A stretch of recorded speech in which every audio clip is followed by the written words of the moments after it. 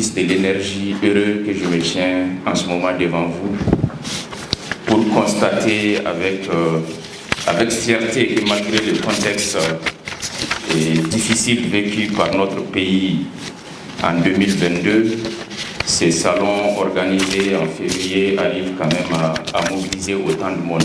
Merci à tous pour l'importance.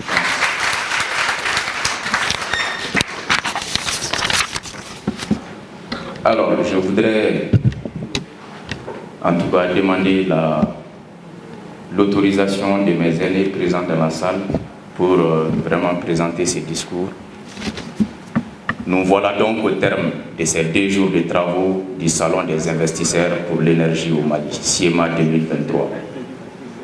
C'est le lieu pour moi, au nom des plus hautes autorités et à mon nom propre, de remercier l'ensemble des participants, toutes les délégations de l'intérieur comme de l'extérieur du pays, maliennes ou étrangères, présentes ici en salle ou celles qui nous ont suivis ou nous suivent encore à distance, et l'ensemble aussi de nos invités pour leur participation active à ces salons.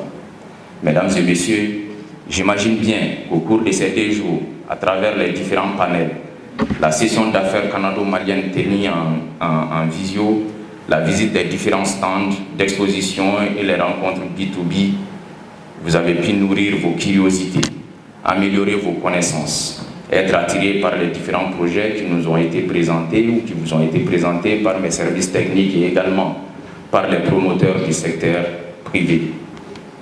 Pour mémoire, je voudrais rappeler que ce sont 5 projets de production, 10 projets de transport et 8 projets de distribution qui ont été présentés aux investisseurs par les services techniques dans 34 stands d'exposition.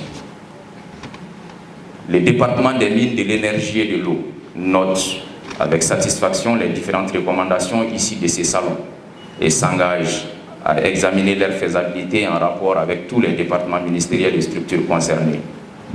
Néanmoins, je tiens à rappeler certaines qui sont d'une importance capitale pour mon département.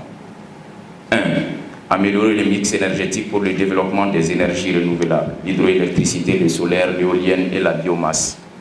Oui, nous devons, au-delà d'améliorer le mix énergétique, nous devons nous battre pour transformer notre mix énergétique. Il en va de la survie des EDMSA, mais il en va surtout de la survie du sous-secteur de l'électricité au Mali.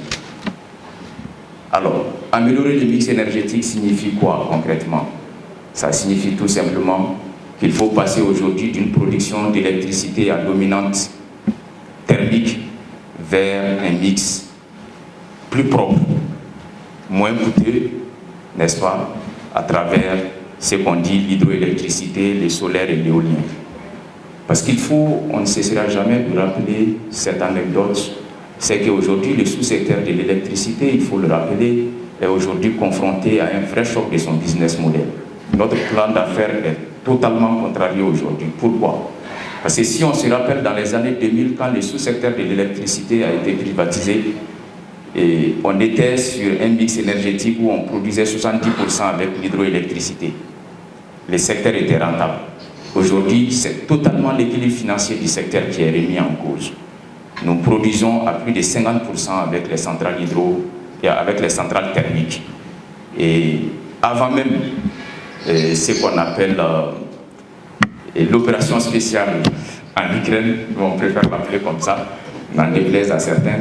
Justement, avant l'opération spéciale en Ukraine déjà, je pense que nous étions à plus de 40 francs de déficit sur le prix du kilowattheure. Aujourd'hui, avec la crise ukrainienne, je pense que nous devons tourner autour de 80 francs de déficit sur le kilowattheure. Ça veut dire quoi? Ça veut dire simplement que sur chaque kilowattheure distribué par EDMSA, 80 francs constituent un déficit pour EDM. Donc, c'est l'avenir même du secteur qui est compromis et c'est pourquoi, n'est-ce pas, dans un pays où le pouvoir d'achat des populations est faible, où l'essentiel, en tout cas, le pouvoir d'achat est faible, mais aussi nous sommes aussi dans un pays qui est continental, comme on dit, un pays un peu enclavé, où les prix du kilowattheure constituent un facteur important du choix des investisseurs ce n'est pas évident de pouvoir envisager une augmentation du prix du kilowattheure. Donc, si nous avons bénéfice égal à prix de vente moins coût, ça devient plus simple la résolution de notre équation. Si on veut rendre le secteur rentable, il suffit d'agir sur justement ce qu'on appelle le coût de revient. Et c'est dans ces cadres-là que nous devons vraiment nous battre pour réussir cette transformation de notre mix énergétique. Nous devons aussi, au-delà de réussir cette transformation du mix énergétique, nous devons nous battre pour assurer ce qu'on appelle la couverture universelle en termes d'accès aux services énergétiques. Et c'est pour cela que nous ne devons pas oublier nos parents qui sont dans les milieux ruraux. C'est pour ça qu'il faut développer, et j'ai bien aimé cette recommandation, il faut développer les kits individuels et les mini-réseaux dans les zones non interconnectées. Il s'agit bien de nos milieux ruraux. Je pense que je vais m'arrêter à ces deux recommandations qui me paraissent résumer suffisamment, n'est-ce pas, l'esprit en tout cas, et la volonté affichée des autorités à travers l'organisation de ces salons. Ainsi, nous nous retrouvons aujourd'hui à la fin de ces salons très honorés des annonces faites pour les 580 milliards de francs CFA de financement par vous les investisseurs. Nous devons reconnaître ici que nous ne nous attendions certainement pas à ce que ces annonces atteignent ces niveaux records en termes d'annonces. Mais une chose est de faire les annonces, l'autre chose est de faire en sorte que nous puissions arriver à les réaliser. Et je ne doute point vraiment de la volonté des partenaires ici présents, des investisseurs ici présents d'aller au bout. Et j'ai confiance aussi vraiment à mes équipes pour faire en sorte que ces investisseurs puissent parvenir à réaliser ces investissements-là dans le meilleur Mali que nous souhaitons. Je dirais donc enfin que l'objectif du salon est atteint. Merci à tous pour votre participation active, vos contributions. Merci à tous pour vos interventions. Merci à ceux qui sont venus de la Guinée, de l'Algérie, du Canada, des Émirats arabes unis, du Maroc, du Niger, de la Tunisie, de la Turquie et j'en passe pour cette cause. Et merci encore vraiment pour votre accompagnement. Ça nous va droit au cœur.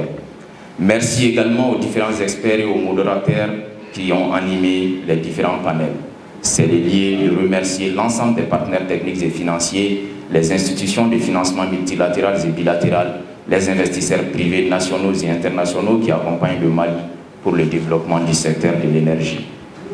Au risque d'en oublier certains, je ne peux vraiment terminer sans remercier particulièrement la Banque islamique de développement, la Banque mondiale, la BAD, la Banque ouest-africaine de développement pour leurs accompagnements constants. Mes remerciements vont également et enfin aux organisateurs pour la réussite de cet événement. Ensemble, faisons de la transformation de notre mix énergétique un outil privilégié de croissance économique et de développement social. Je vous remercie de votre écoute.